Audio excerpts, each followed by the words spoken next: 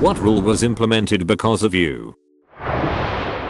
Years ago, I bought a computer from Dell. I paid for it with my debit card and excitedly monitored the build status every day, checking in at work and on my days off going to the library to check on expected shipping updates. When I made the purchase, it was a 5 to 7 day expectation for delivery. At day 10, when it had gone from order accepted to order prep to order built, it suddenly went back to order accepted. Stage 1. I called their customer service line and was told there had been a glitch in the system and the order got expedited and soon was back at order built and I was just waiting on shipping confirmation. The next day, back to order accepted again. This happened every day for 5 days. Cue another call to customer service. Apparently, there was a problem with payment and they referred me back to my bank because the payment was on hold.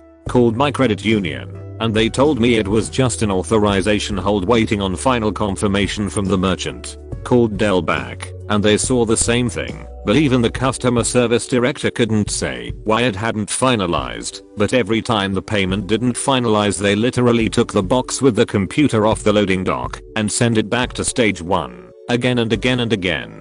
This led to a long hold while the customer service director looked into their billing system and ended up transferring me to a very nice lady in their accounting department. Initially, she thought I was an in-house person from the listing dock asking about a customer's order, but quickly got up to speed. She was covering for a coworker who helped with in-house billing system troubleshooting who was out on vacation and usually just handled tracking the accounting from Dell sending parts from one warehouse and factory to another, but she dug in and figured out that the issue was that I was paying with a debit card, not a credit card. Now, debit cards were still relatively new. Most banks capped the amount you could spend per day at $250 to $500, but my credit union was one of only 5 financial institutions that didn't cap it at all. They proudly noted on a monthly statement insert that the credit union felt that it was your money to manage the way you wanted to. However, Dell didn't accept debit cards at all, not for a dime, not for the $800 I was trying to spend.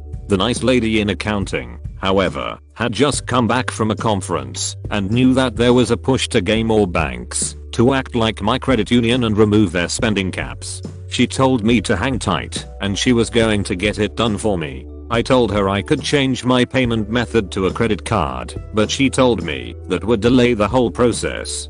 2 days later, I got a call from her.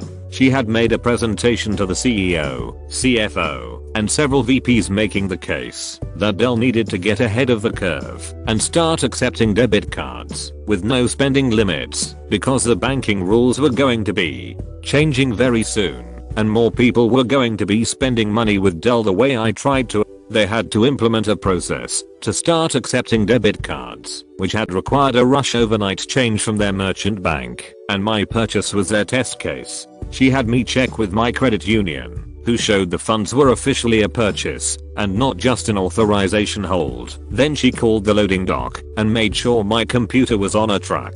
Within 10 minutes I had an email with a tracking number. You shouldn't push a specific sexual orientation onto any banks. You should let them choose for themselves. Being gay isn't a choice, it's an involuntary thing that happens when J.K. Rowling decides it's your time.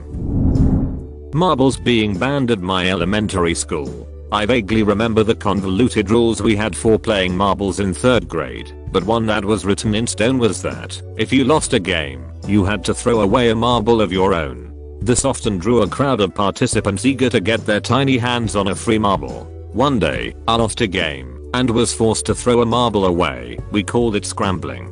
I had stupidly agreed to offer up as ante for the game my prize boulder, a heavy marble with intricately woven colors that was about the size of a golf ball. When it was time to throw it away, a large crowd of kids had gathered, impatiently jeering me to toss it and start the melee. I took one last look at my boulder and, in a surge of 8-year-old rage, launched it with all my strength. I still remember it gleaming against the deep blue sky as it left my hand. It sailed, flew over the group's head, their mouths agape in amazement. It flew until it struck some poor blonde kid in the head, who was just walking along kicking dandelions, totally oblivious to the incoming projectile. It hit him hard.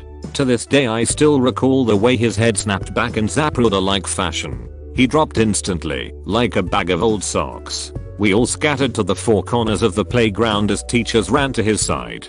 The following day a letter was sent home to every parent, banning all marbles. Poor Blondie McMarblehead, I forget his name, this was 32 years ago, was off school for about a week.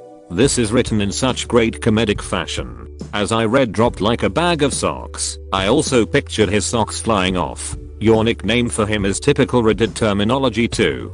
Honestly, I can't look at the name Boaty McBoatface and not grin like an idiot. There's something so uniquely perfect in allowing the internet to name a boat, and that being the most popular choice. At Boy Scout summer camp, as a scout master, no campfire flames higher than 24 inches. Turns out that if you make a 5-foot tower out of only the 1/4 inch dowels from small American flags, you get a straight and narrow column of flame about 30 feet high. I was the Clark Griswold of Scout Masters. Yeah, that one is never getting enforced. As staff we routinely built bonfires that were 10 feet of wood. You couldn't get within 20 feet without getting minor burns. The California Fire Department wants to know your location. Not me, but someone I worked security with at the G20 summit. Long story short, we were screeners at the entrance. Our X-ray machine, like the one you'd see at the airport, with a treadmill type bit pulling beans through some hanging rubber guards into the X-ray, was a hassle. See, the issue was, most delegates had very little to put through. A watch, a belt, a wallet, the odd item here and there. The curtains were pretty stiff. So the issue was, with only these light items in the bin, it could never get through the curtains. Their weight was greater, so it just spun on the treadmill stuck before them. One of the geniuses on a team next to me came up with a solution. We shall take 6 water bottles and tape them together in a bowling pin style triangle with black duct tape. This will weigh down the bin so it can get through. And I must admit it worked. Like twice. Until the next delegate mistook it for a bomb, and picture it, 6 bottles with no labels and some fluid in them black taped together. The RCMP got involved. It was a whole scene. No custom MacGyver weights are to be used by screeners any longer. 6 water bottles with tape and no wires was mistaken for a bomb. On today's episode of How Dumb Are the Canadians? Have you ever even dealt with that sap? Not a rule, but a bunch of signs were put up in front of my school because I got hit by a car in the crosswalk. Crap, that's scary. I was about 11 when I saw a girl get hit outside of school when I was walking. She didn't get run over and flattened or anything, but she broke her jaw and blood poured everywhere while it just kinda dangled there. Crap's freaking scary. Later that year the road she was dropped on was turned into a one-way going away from the school. Don't think I'll ever forget that crap. Even 16 years later, we had a signal put in not far from my school after a girl was killed there. There was a T intersection that didn't have a signal at it. She, I guess, didn't want to walk a block up to the next light, so she tried to cross there. It was foggy. The driver didn't see her. It was a hit and run. They ended up catching the guy about 3 weeks later, and now we have a traffic signal at that intersection and a memorial page in the yearbook for a girl that almost no one knew. It was sad. She had just moved here from across the country about 5 weeks before, so no one even really got a chance to know her.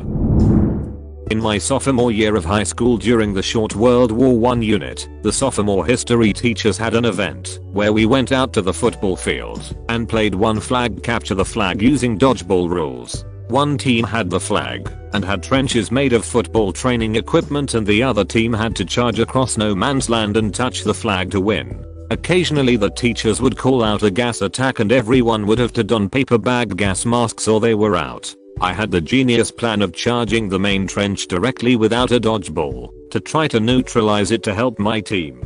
I handed my ball to a classmate and instead wielded a cardboard trench shovel I had made that morning, and then put on my gas mask ahead of time. When it was time to go over the top, I barreled towards the main trench. Think that one Battlefield 1 trailer, where the British soldier does the same thing with a club, but this was 2 years before that game came out. I miraculously was never hit on my way to it and slammed into that thing with all of my might, taking it down, knocking a couple other kids over, and knocking myself out for a few seconds in the process. The teachers thought it was hilarious, but they quickly had to implement a no trench busting rule after someone else tried to replicate my antics during the next round. Unfortunately, as far as I'm aware, that was the last year they did that event. Congrats. You exemplified the invention of the early tank. Big. And absolutely rolled over trenches, but was very prone to getting busted and breaking down. Holy crap, I never even thought of it like that until now. In my first year of university I took philosophy as an elective, and our professor said on the first day that he was easygoing and didn't mind if assignments were late and wouldn't dock points. I turned all 8 papers he assigned into him the day of our final exam. True to his word, he graded them all fairly and didn't deduct points for lateness. I took a class with him the next year, and on the first day he said that due to past events he'd accept a late assignment only with a note from a doctor, or if someone died, while making eye contact with me. I give him mad props for sticking to his word, and several more for not outing you by name yet making damn sure you knew you were the cause. Sounds like a good teacher, Mo. You have to own up to the fact that somebody abided exactly by the rules you wrote and games the system. But you also never want to have to grade an entire semester's worth of work during finals, so you rewrite those goddamn rules. I capped extra credit because I remember one professor I had didn't cap it. It was 1 point on your final grade per summary of a study. So I turned in 25 just to make sure I got an A. In college we had a shuttle van that would carry you from your dorm to your car after dark. I got dropped off at my car and crossed in front of the van. The shuttle driver was on his phone not paying attention and started to drive. I felt the hood and grill start pushing into my shoulder and hip and was able to scream and flail to get his attention before he ran me over. Now they have to go both ways down each row of cars in the parking lots to only let people out on the passenger side. A good way to protect yourself from this is to always cross behind a vessel that you think might be about to pull off. Go out of your way to not walk in front of them. School changed dorm room pet rules to any animal that breathes air is not allowed after my roommate and I were done living there. The horribly unscientific answer, we assume, was just a dumb way of saying fish, and only fish allowed as pets. What pets did you bring? The iguana was everyone's favorite. Small little incident of him getting into the vent system, but, come on, he's a cutie. Might have been a tarantula also. He didn't get out though, but oh, that would been awesome. During the annual canned food drive at my high school you can bring ramen noodles, but they no longer count towards the total donated for the competition between the classes. This rule is from when I was a junior. They did all sorts of various competitions between the classes, and of course the seniors always won nearly everything. Well, during the food drive the juniors concocted a plan to win the event. Instead of bringing in food we would collect money and a handful of people would hold it all until near the end. It would look like we were losing because our totals would be low, but then on the last day they'd bring in a huge supply and we'd surprise them with the wind. They wouldn't know how well we were actually doing until it was too late to do anything about it. I wasn't one of the money people, but a couple of them were friends of mine. The plan was to buy as much food as they could with the money they'd collected, so naturally they bought ramen noodles because it's the cheapest thing in the store. I don't know how much money they had, but I think they must have gotten special order shipments in. On the last day of the drive, when I came in there was a room full of pallets of noodles stacked 5 feet high. I was completely blown away. It was an insane amount of ramen. Based on the number of items brought in we had like double the sophomores and seniors combined. It was nuts. Ours was canned food or toys. We were doing well buying cases of cheap stuff from Sam's Club, but then a teacher brought in several cases of wax packs of baseball cards, 36 packs to a box, canned toys. In 8th grade we had an essay question on a social studies test that reads something like this. Imagine you are a miner during the gold rush. What would your life be like? Detail your day-to-day life in a diary entry below. I wrote mine to actually sound like it was written by someone not from this time period. Next time we had a diary entry style essay question I saw in the directions make sure to write your essay using clear and proper English. I never followed that rule and the teacher never cared enough to deduct points. Well, you see, the average 19th century gold miner couldn't write crap. So my diary would be blank pages I used for toilet paper. only when the corn cobs are gone.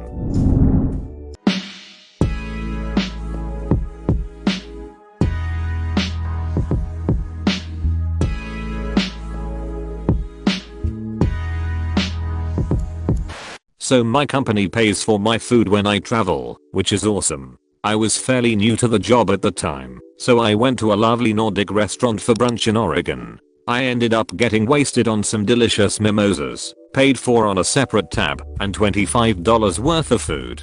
I was wasted, and my server was awesome, and ended up tipping him 100%. A couple days later my boss calls me and asks me, why the frick did you tip $25? Shortly after that, the company sent out an email to everyone with a strict 20% tip policy. I work for the government and we cannot tip on our travel card. If you do, it comes out of your settlement, per diem, at the end of the trip. You can't even tip the taxi or Uber. I told them to add the tip to the total on the receipt. Dang. See, with my work, depending on each job, they have to hand over the receipts to the client. Apparently it doesn't look that great if you're tipping out the ass with the client's money. Lol. In elementary school, we played wall ball, which I'm sure has all sorts of names and variations. 2 players and a red rubber inflatable ball. There would usually be a line next to the wall for who plays next. If you were next, you were the ref, which didn't consist of much, but sometimes you had to determine if a ball bounced before it hit the wall or not. Hitting the wall without a bounce first was bad. I think it was called an ace. I didn't like standing next to the wall, so I invented ringside ref and would stand behind the players to get a better view. Years later in high school I found out that the kids at that elementary school were still using my rule. Maybe it spread to other schools. I have no idea. This one's wholesome. I was at a course to teach how to use a new travel debit card for my job instead of handing in projected expenses and having to reconcile the expenses when you got back. I realized that with the aid of one other person who just had to be lax in security, not necessarily in on my scam, I could gain access to everyone's travel money to the tune of $1.4 million with a minimum of a 3-month window to get out of Dodge before it could possibly be picked up by the auditing team. I explained it in detail during the lesson and had to give the instructor a written copy of how I would go about it, outlining the flaws in the system as I went along. A national policy was implemented remarkably quickly to stop it from happening, as there was 60 other workplaces that could do the same thing if they knew about it. Out of curiosity, could you have done this at multiple locations? Because that totals put to a crap ton of money. It was very likely 1.4mm split between 60 workplaces. That is a case that would have been solved with a credit/debit limit on each card, as appropriate, seeing as that results in reasonable budgets for each place.